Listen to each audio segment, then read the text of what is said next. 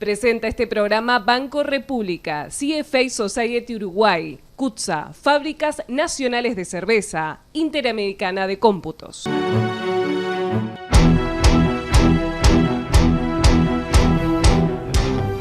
Bien, seguimos en ADN como les anunciábamos con el ministro del Interior, Jorge Larrañaga. Jorge, muchas gracias por estar. Bueno, muchas gracias a ustedes por invitar, como siempre, con el señor Tordillo de la Punta allá y con usted, con quienes hemos tenido contradictorios y tendremos a lo largo de muchos años de ustedes, de periodistas y yo en la parte política. Y para empezar, ministro, en estos primeros 3 meses y medio de gestión con cuarentena sanitaria y una reducida circulación de la población, por lo menos en los primeros 50 días, el número de homicidios ocurridos es altamente preocupante, casi una persona muerta, asesinada por día, cerca de 95, uno más, uno menos, como quiera ponerle. Tener ganas y buenas intenciones no bastan para lograr buenos resultados, ¿no? No son las cifras que yo tengo. ¿Son más? Las cifras son menos, sus cifras no, pero no están 1, 2, correctas. 3, tengo acá, mire que está documentado uno por uno, abril, no me va a hacer entrar en la discusión de las cifras que yo voy a dar a publicidad cuando se cumpla el primer semestre. Ahí vamos a hablar de las cifras. Nosotros estamos trabajando intensamente, estamos haciendo un enorme esfuerzo y vamos a buscar cifras que precisamente lleven en el resultado de la gestión a la reducción de los principales delitos. Yo no estoy de acuerdo con eso de que la pandemia disminuyó el flujo de circulación de los delincuentes, porque los delincuentes... de población era, déjeme. ¿no? De población. Los delincuentes no hicieron cuarentena, Raúl. No, está bien. No hicieron cuarentena, siguieron. No se pusieron tapabocas salvo para ocultarse. Entonces, los eventos criminales continuaron. Y esa es la realidad que se tiene, y por eso nosotros hemos llevado adelante operativos de saturación que han tenido resultados fuertes. Yo tengo acá algunas cifras que traje para este programa, casi que son las primeras cifras que las doy a alguien. Hemos hecho en Montevideo 32 operativos de saturación. Hemos registrado a más de 11.530 y pico de personas, 61 detenidos, casi 50 estaban requeridos.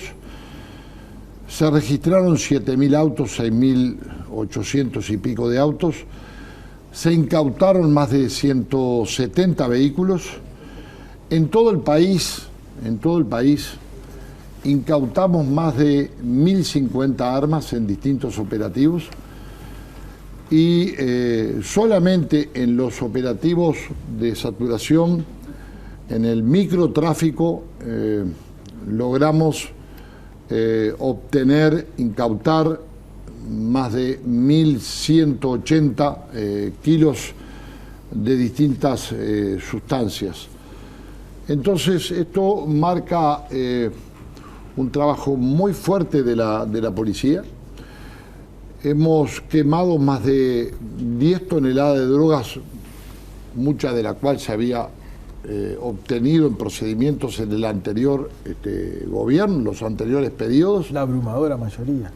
Bueno, tomamos en cuenta que nosotros logramos 480 kilos en 60 días, ¿no? 400 kilos, ¿y cuánto quemás?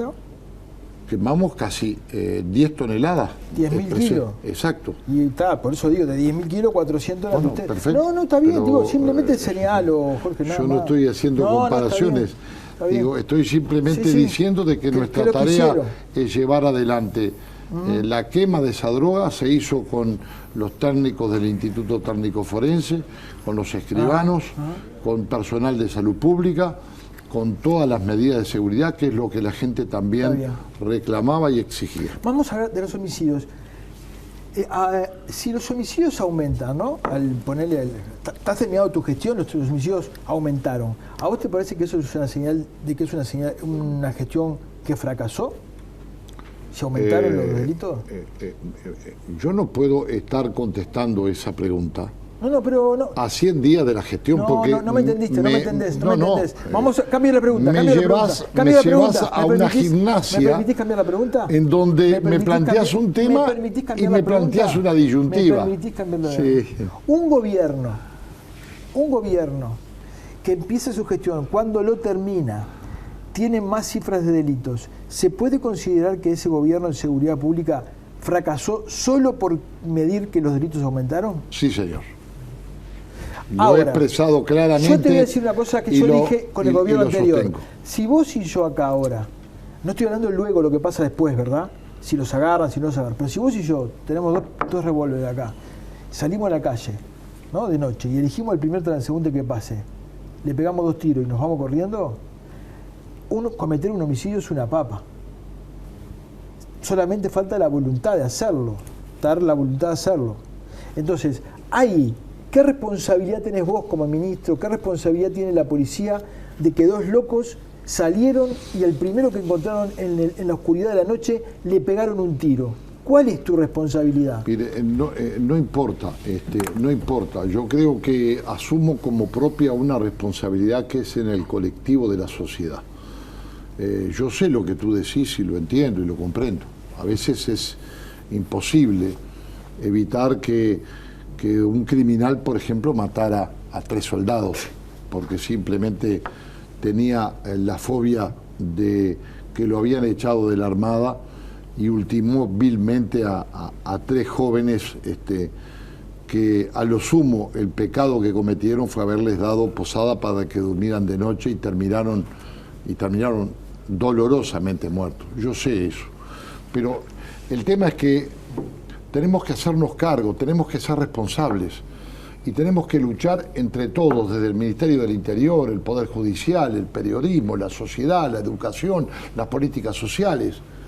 Tenemos que hacernos cargo y terminar con las distribuciones de culpa con respecto a la violencia que en la sociedad pasa. Entonces, a mí me duele, por ejemplo, que ayer hayan ultimado a un muchacho de una repartidora en Nueva Helvecia. Anoche a las 12 de la noche estuve hablando con el jefe de policía de Colonia. Y me impacta que al dueño le pegaron 3-4 tiros en las piernas para a ver si podía confesar en dónde estaba el dinero, y llega de imprevisto este otro muchacho y en un ademán defensivo le pegan un tiro en la mano y el segundo en el medio del pecho, y seguramente quizás se desprende que ese muchacho conociera a alguno de por lo menos 2 de los delincuentes que ingresaron en ese lugar. A todos nos duele ese tipo de cosas y no tenemos que ser responsables. Yo no asumí como ministro del Interior para distribuir culpas. Asumí como ministro del Interior para reprimir la delincuencia, para hacer un enorme esfuerzo en todo lo que significa las distintas responsabilidades del Ministerio del Interior, en el mejoramiento de la policía, para un mejor abordaje policial, pero también complementando con otras áreas del Estado, para impactar en la reducción de los delitos. Entonces, yo sostengo que si nosotros culminamos este periodo, y lo digo claramente acá, y no hemos bajado la cifra de los delitos, no hemos alcanzado el objetivo.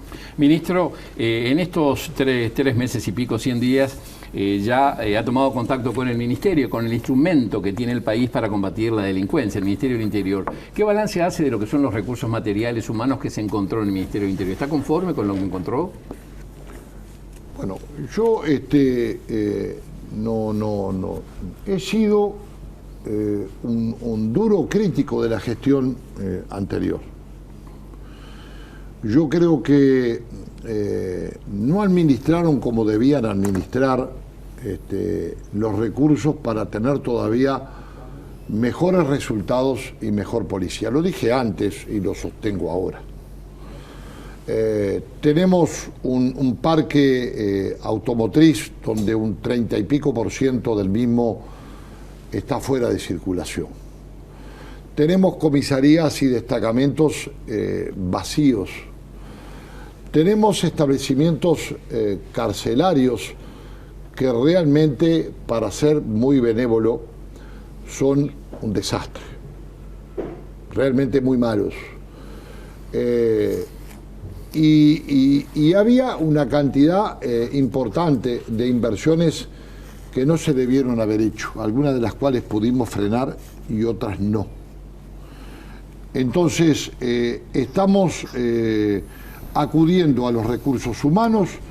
La policía que tenemos es la misma, pero entendemos con toda claridad y con toda firmeza y sin el autobombo del caso de que se están obteniendo resultados importantes que seguramente la gente los va a evaluar en cuanto a la respuesta que la policía tiene frente a la convocatoria del vecino en cualquier punto del país y frente a algo que yo insistí desde el primer día conjuntamente con el presidente Lacalle, que fue que los jerarcas deben dar la cara siempre en todo el territorio nacional. La policía en todos estos años, desde el 85 para acá, la organización policial sufrió, no sé si todos los cambios posibles, pero se centralizó, se descentralizó, se generaron unidades individuales, en fin. ¿No existe el riesgo al trasladarle poder a las comisarías de dar un paso hacia la facilidad de la corrupción? No, definitivamente no, porque yo creo que la policía y el Ministerio del Interior estaban mal conducidos. Y yo con esto no estoy diciendo que yo soy un fenómeno ni que voy a hacer transformaciones excepcionales. Estoy apostando a un cambio de actitud del Ministerio del Interior y de la policía frente al vecino y frente a los criminales y a la delincuencia. Entonces, yo no creo que esos cambios tengan ese resultado. Encierran peligros, Gabriel, obviamente, yo no lo voy a desconocer. La corrupción puede estar en cualquier lado, en el ámbito político, en los médicos, en los profesionales, en los periodistas, en la policía, en los jueces, en los fiscales. Eso de la corrupción es inherente a la condición humana.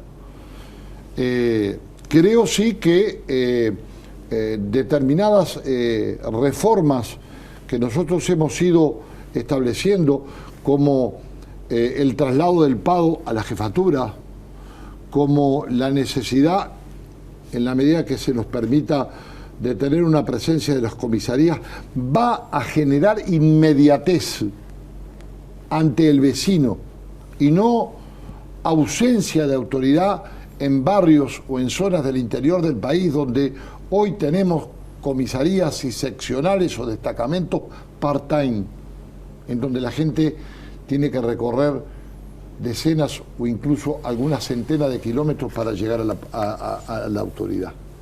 Ministro, ligado a eso, algo esbozó, pero ¿cuáles son los criterios para la distribución territorial de las fuerzas policiales? ¿Tiene que ver con zonas calientes y allí se refuerza la mayor cantidad de efectivos? ¿Es uniforme? Bueno, obviamente que hay un mapeo del delito, pero esto es como un globo, siempre se ha dicho, no estoy diciendo nada novedoso. A un globo usted lo aprieta y en donde aprieta lo único que hace es que salta el aire para un lado o para el otro. Esta es la realidad. Se actúa en función de esos criterios, pero también se toma en cuenta la cantidad de efectivos policiales que teníamos en territorio y en donde hemos perdido una cantidad enorme de vacantes en muchas jefaturas de policía, básicamente del interior. Esto es una realidad inocultable que todos los jefes de policía con los cuales tengo un contacto muy directo porque tenemos videoconferencias permanentes. Ahora salgo de aquí para una que voy a tener con todos los jefes de policía de todo el país, y es un mecanismo ágil que nos permite intercambiar opiniones en esta línea. Pero tenemos objetivos presupuestales de reforzar la Guardia Nacional Republicana. Tenemos la necesidad de tener más funcionarios en los establecimientos carcelarios, en donde la ecuación funcionarios policiales presos hoy no es la deseada, y necesitamos también reforzar la presencia de policías en materia de territorio en las jefaturas de policía del interior. Paralelamente, estamos armando pacientemente, acudiendo a criterios de economías y algunos recursos que andaban en la vuelta para montar una dirección de seguridad rural y una dirección de políticas de género.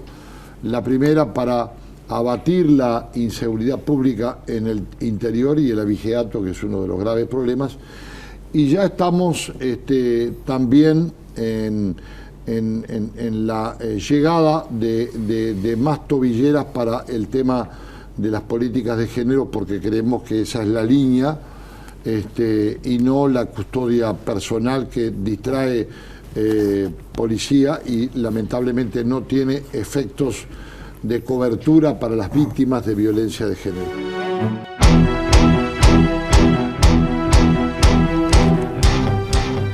Bien, seguimos en ADN con el ministro del Interior, Jorge Larrañaga. Desde el año 95, con las leyes de seguridad ciudadana, la tendencia ha sido permanentemente del sistema político aumentar las penas o aumentar las medidas de endurecimiento, y ya me parece que a esta altura es la evidencia rompe los ojos de que no han dado resultado. Pero sin embargo, en la ley de urgencia se siguen poniendo medidas de tono represivo, al punto que el grupo de Talvi bochó varias de ellas que no van a ir, digamos, ¿no? Yo te quería hacer dos preguntas en una. ¿Por qué seguir insistiendo en medidas represivas que no han dado resultado? Aumentar penas, aumentar las mínimas, aumentar las máximas. Y lo otro, si no se le está dando a la policía una no digo libertad excesiva, pero quizá en ese afán de transmitirle un tono de seguridad para que actúen, no se pasan un día para el otro lado y terminan pagando ellos el pato de esto de darles como normas legales que lo utilicen a usar el arma de determinada manera, en fin. Este es un contradictorio que contigo y con algunos otros periodistas hemos tenido de hace bastante tiempo. Sí, pero eso es ministro. Correcto, pero lo hemos tenido, ¿no? Sí, ¿verdad? sí. Yo lo que quiero preguntar es simplemente, ¿y la otra cuál es? Porque la otra no existe. Mira, yo te voy a decir una cosa. No, ¿Me permitís? No, ¿Me preguntás? No, estoy en mi tiempo de contestación. ¿Para qué me preguntás? Bueno, contéstame después. ¿Para qué me Contéstame preguntás? después. Yo te voy a contestar antes. Yo lo que digo es que la pena, desde la historia misma de la humanidad, tiene una naturaleza retributiva, ¿correcto? Y de justicia, ¿correcto? Y eso nos parece... Dos sanciones, ¿no? La pena tiene la sanción y el intento de recuperar. Sí, perfecto. Las cárceles esas desastrosas que vos acabas de decir. Sí, perfecto. ¿Van a recuperar? ¿Y usted qué quiere? ¿Que entonces vamos a legislar por cupo? Como no tenemos cupo de lugar para la cárcel, entonces lo dejamos los delincuentes libres por la calle. No, pero es una contradicción lo que vos acabas de decir. No, contradicción es la suya. Es un desastre la cárcel y los quiero meter más tiempo en ese desastre. No. Usted se equivoca. Nosotros estamos haciendo... como yo sabía que usted me iba a hacer la pregunta, yo me vine con algunos apuntes. Bien. Vamos a condicionar unidades, vamos a propender a educación y trabajo. Hay 9.000 presos que están interesados en estudiar. Vamos a buscar planes de tratamiento de adicciones y de salud mental. y vamos a llevar adelante la participación del MIDES dentro de cárcel para buscar atemperar las situaciones que hoy tenemos. Lo que pasa es que no pudimos... ¿Eso es para cortar el círculo vicioso de la reincidencia? Lógico, porque yo lo que creo es que hay que aplicar dos conceptos en cárceles. Uno, la autoridad, y el otro, la rehabilitación. Usted no puede rehabilitar nada, nada puede rehabilitar si no tiene la autoridad. Si hacemos una requisa y tenemos 1.500 cortes carcelarios en una población de 3.000 y pico. ¿Por qué primero no arreglamos esto y después los mandamos para ahí? ¿Cómo? ¿Por qué primero no arreglamos estas cárceles? Porque no podemos en el medio andar dejando delincuentes libres. No. ¿Y qué va a hacer con los delincuentes?